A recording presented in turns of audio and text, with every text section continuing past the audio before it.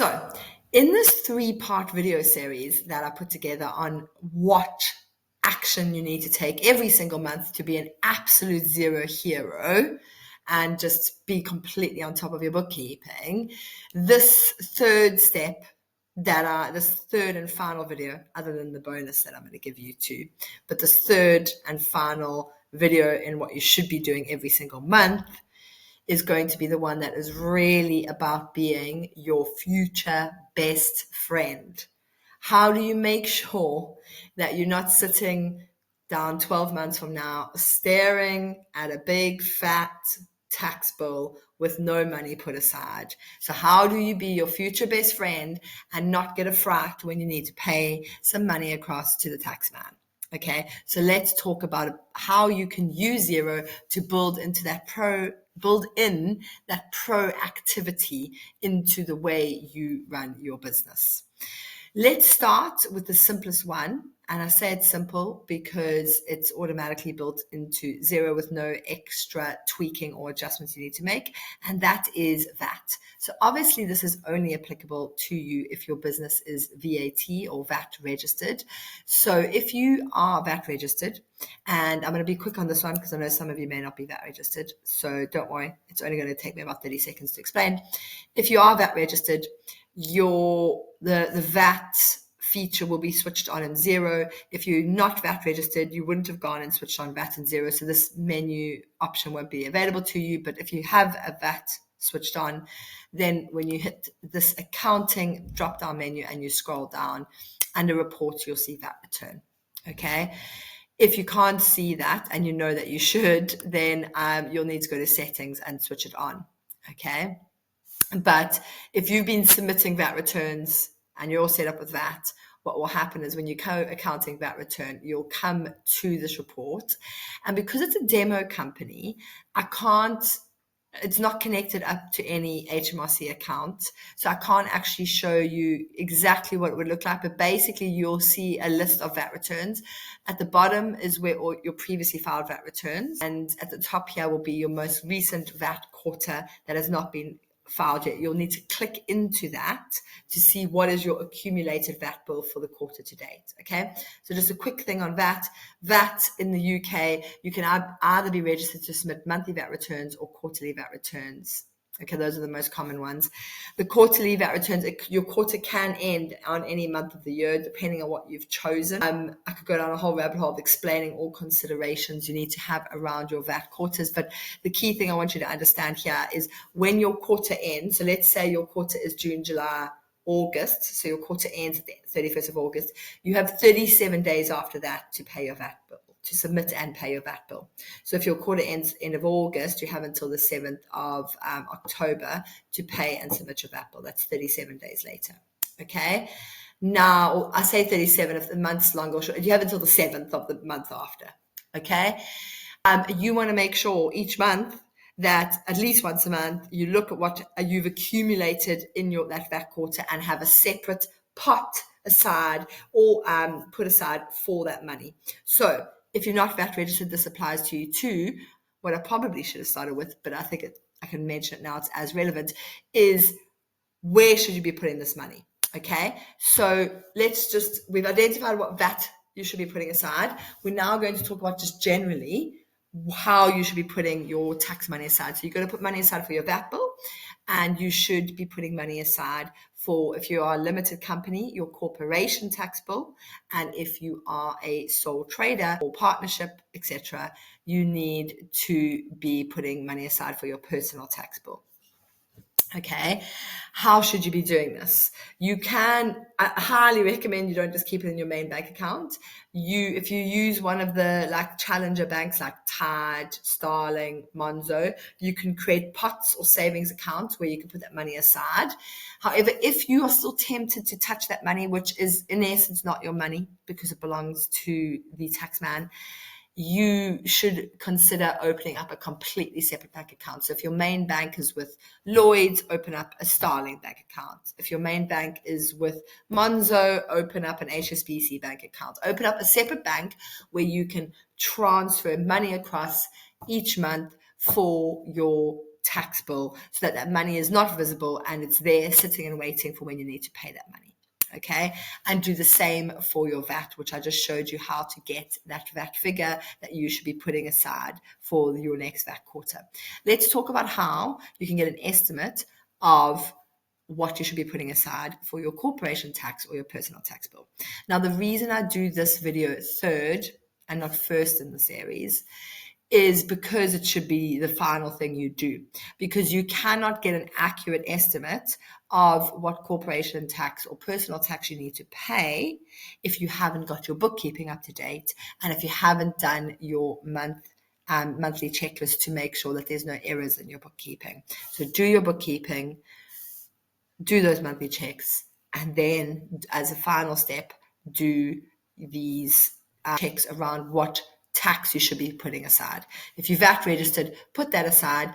If you are then, or any other business type is going to have corporation tax or personal tax to pay. Okay, so what you need to do now is you're going to go to your accounting menu and you are going to locate your profit and loss. Now, the previous video that I covered on how to check the performance of your business, you will have, I briefly touched on how to create your own custom report. And that is what we are going to be delving deeper into now. Okay. So in that video, I spoke about how you could create like comparison columns and you might want to then save that as a custom report.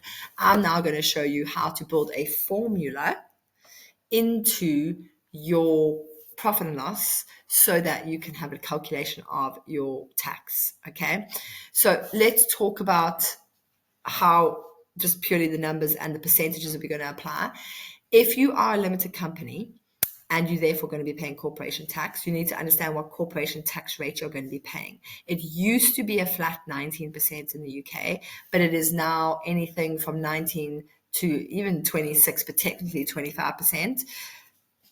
That sounds confusing. Let's simplify it down. The first £50,000 of profit that a company makes in a tax year gets taxed at 90%.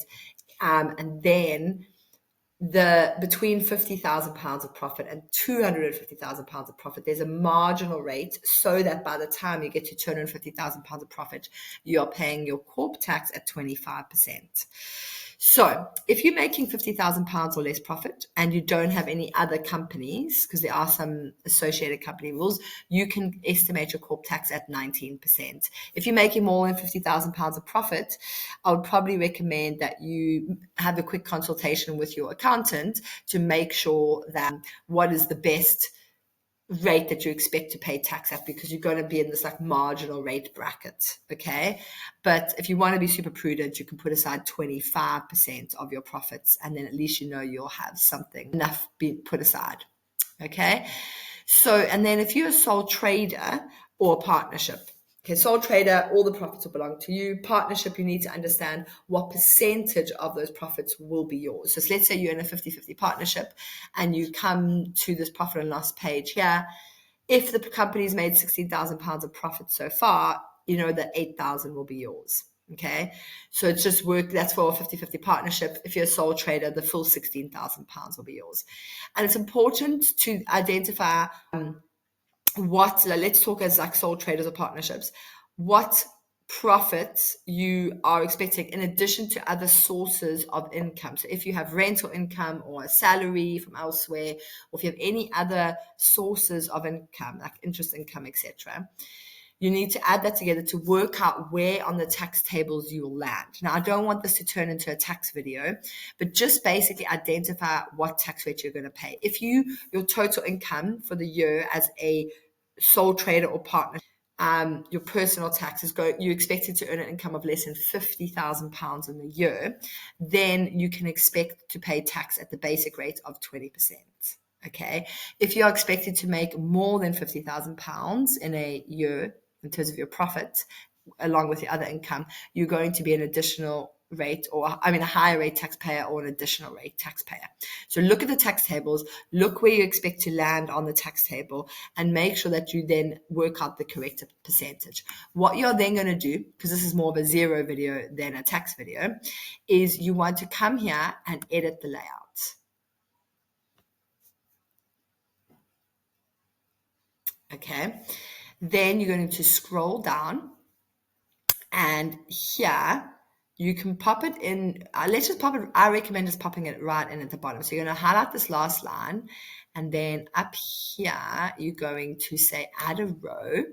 So I found that icon there, the one with the two bars above each other. And you are going to select formula. It's going to then pop a line at the bottom with a formula. And what you want to do is you want to take your profit on ordinary activities before taxation. So we're going to insert profit before tax, and we're going to multiply it by that percentage that you've identified that you're going to pay tax at. So if you're a company, it's at anything between 19 and 25, or if you want to be super safe, 26%. If you are a sole trader or partnership, and you know that your total income for the year is going to be £50,000 or less, it'll be 20%. Or if you know you're going to be a higher or additional rate taxpayer, just check the tax table and make sure you're applying the right percentage. So let's use 19% as an example. So when you enter the percentage, you can either enter it as times 19 divided by 100, or you can enter it in as a decimal. Okay. So we basically taking the profit after tax and we're timesing it by a percentage.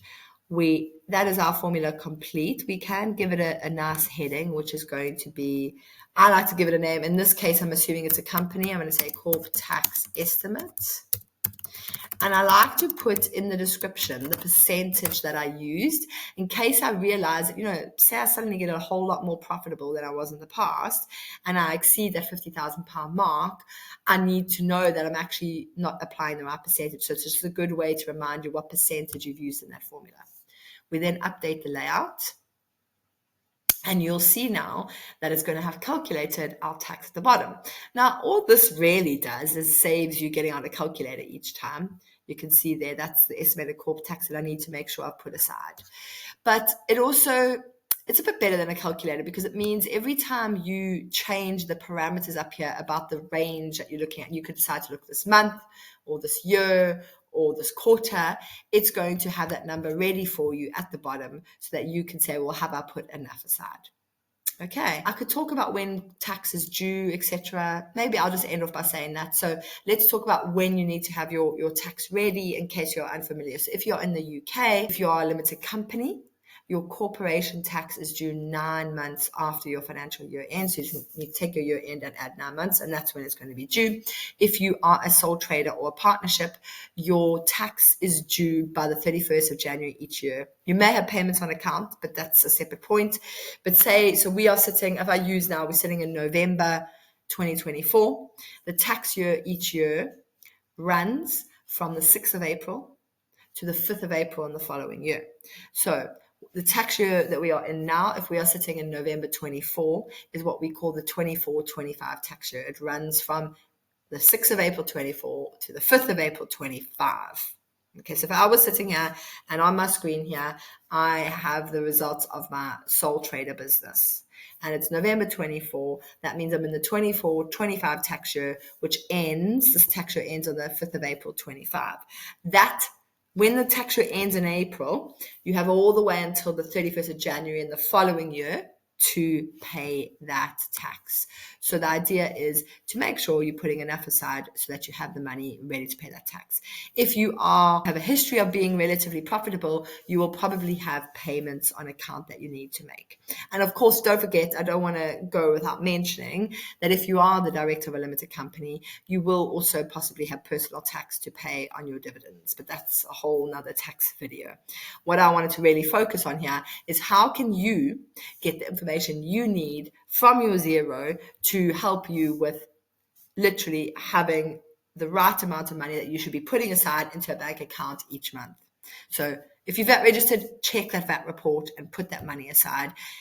Otherwise, you should always create this customized profit and loss and have that figure at the bottom that you put aside. What you want to do so you don't have to edit the layout every single time is you want to save this as custom. And you can make it your default if you want your standard profit and loss to always have that percentage, or you can give it its own unique name. And as I showed in my previous video, go and style that report so that it appears in the quick access dropdown. But for now, I'm just going to make it the default. So next time I run the profit and loss, it will always calculate the tax at the bottom for me. Hopefully you found this video useful. Thank you for listening.